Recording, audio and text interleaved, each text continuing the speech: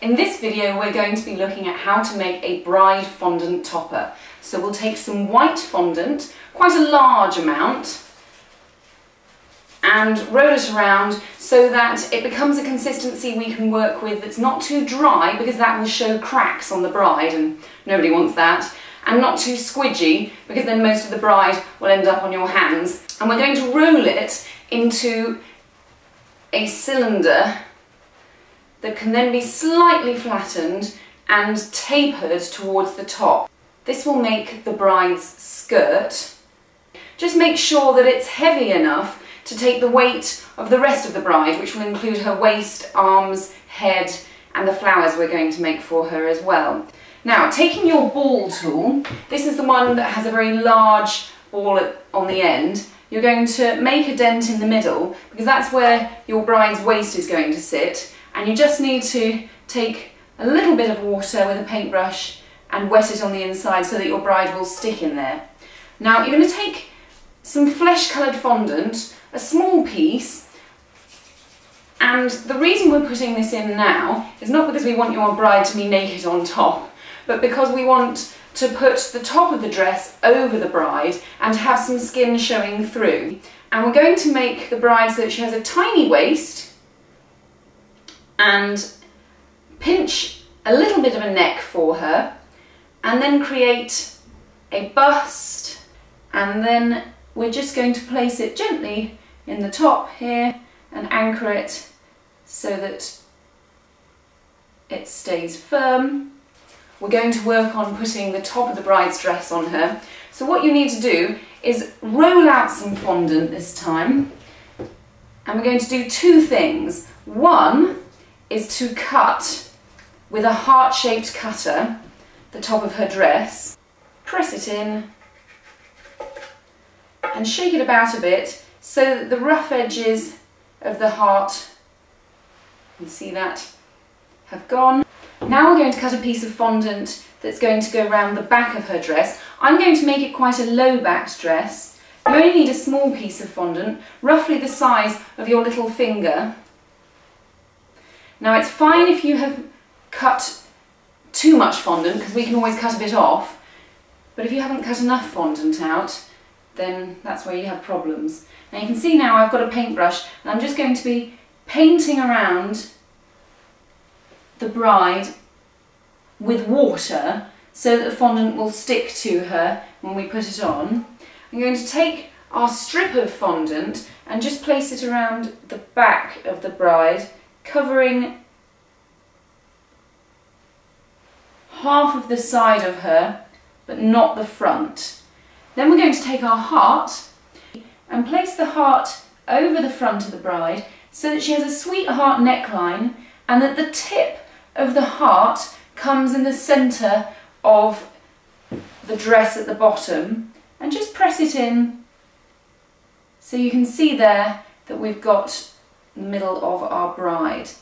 Now we're going to need to do arms, so for that you're going to need a bone tool, and you need the small end of the bone tool, and you're just going to press in either side where her arms will be. A little bit of water again, and then we can make the arms. So rolling your fondant, roll it into a long sausage, and a bride's arm should come down roughly just between her knee and her waist, like so.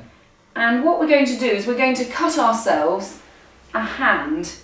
So if you look carefully at this, we're going to cut ourselves a thumb. Now you can decide whether you want your bride just to have a thumb and sort of obscure the hand, or if you want her to have fingers. Now you may decide that it's too difficult to cut 4 fingers, in which case just go for a couple and pretend she's Zippy from Rainbow. Or you can cut yourself 4 fingers, which involves 3 cuts, and you have to be quite careful about this because when you put the knife in, it's very easy to pull a finger away and then you'll have to start all over again. So this is why it's so important to have your fondant in a state where it's not too dry. Now I've cut my fingers and they look a little bit like a sort of spatula tan now, so we're going to have to push them in.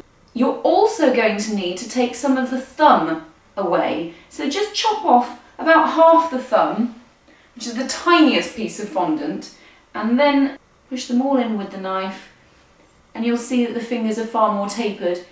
And we're ready to place our arm onto our bride. Gently place her down, making sure the thumb is facing in. Make your other arm, place it in the other socket gently. Don't press too hard, otherwise you'll end up with a very flat arm at the top.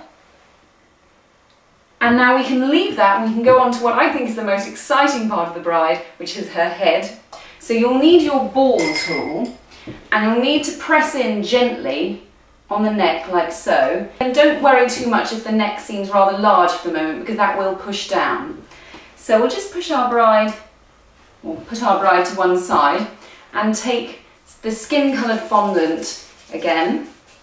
Now when you roll it around, don't worry about doing a perfect ball yet. Just take it next to your bride and just see, is it about the size of the head that would be appropriate? If it's not, just grab some more fondant. What you need to do now is you need to pinch down a little bit so that your bride's face is slightly angular, not too angular, and we're going to give her a little bit of a chin by pinching the bottom, and also, using our bone tool again, give her 2 eyes and a nose.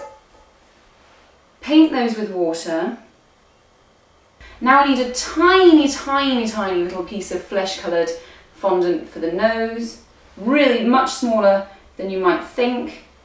Now we need a scallop tool because we're also going to give her a smile.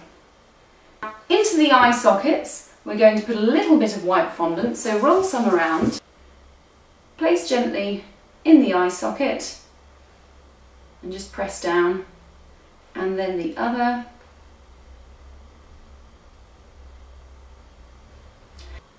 I like to press the eyes so that they're looking towards the groom, so I'm going to do that on the right hand side. Small amount of black fondant, roll it around. Make sure you've painted the eye sockets again. And if you've used too much water, just take some away with a kitchen towel by dabbing it on. Roll around the black fondant, put one ball in each eye socket, press down, and there we have our head thus far. We're going to have to give her some eyelashes, and when you do this you're going to have to be quite careful. I suggest using a cocktail stick with some black food dye. The reason I suggest doing this is because although you can get special pens, edible pens, they tend to bleed into the face after about 24 hours, and you're probably going to be making your bride topper well in advance of the cake being served. And you don't want to embarrass your bride by having her face look like someone splashed water over it. So very carefully and gently take the cocktail stick and make 3 little eyelashes either side, and be careful when you do these, because if you make them too big it'll look like she's about to do a West End show. Now this is the part where we put the head on the bride and press down on top of your bride. Don't worry if it's a little skewiff, because we can hide some things with hair. And that's what we're going to do right now, the hair. So paint the top of the head with water, not too much and not too little, otherwise it won't stick properly. Now there are 2 ways of doing hair that I would recommend, and it's both for short and long hair that we start off. I'm going to make a bride with dark blonde hair. First thing you need to do is just roll out a very small amount of fondant, and quite thin as well. You don't want to add too much bulk at the moment. So roll out, take a knife and cut yourself what will look like a sort of oval of fondant, probably slightly bigger than you think you might need, because remember it has to go over the whole of the head. and not just the top. And we're going to press carefully over the top of her head and just press down. Now if you're doing short hair, it's really important that you get this bit perfect. If you're doing long hair, you don't need to worry so much, and I'll explain how. We're going to take a tool that has a slight point to it. If you don't have one of these, you can use a cocktail stick instead. And you're just going to go around the front and sides of your bride's hair.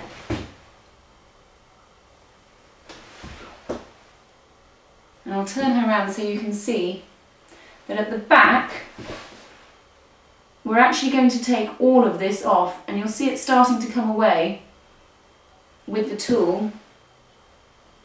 Breaks away completely, and you can just peel off the whole of that.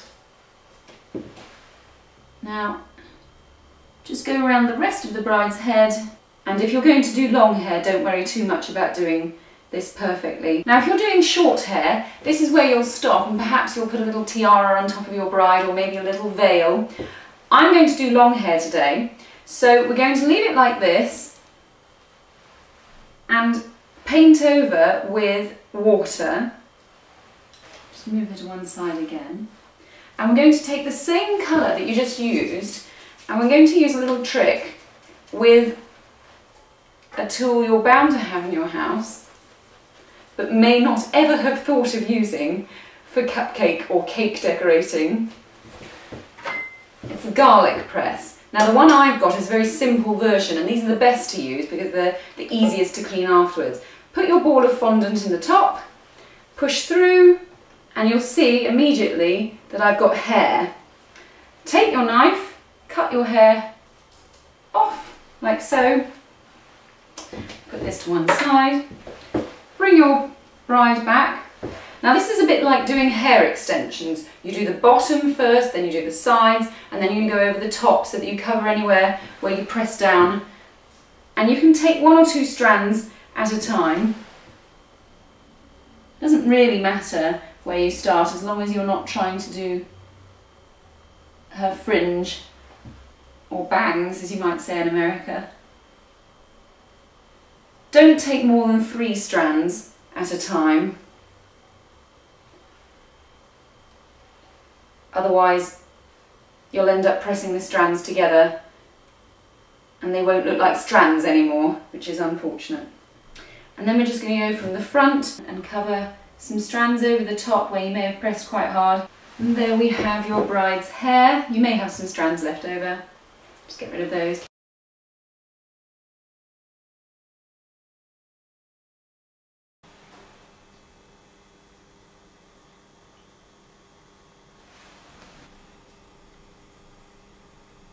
Now the final thing we're going to do for our bride is make her a little rose to hold.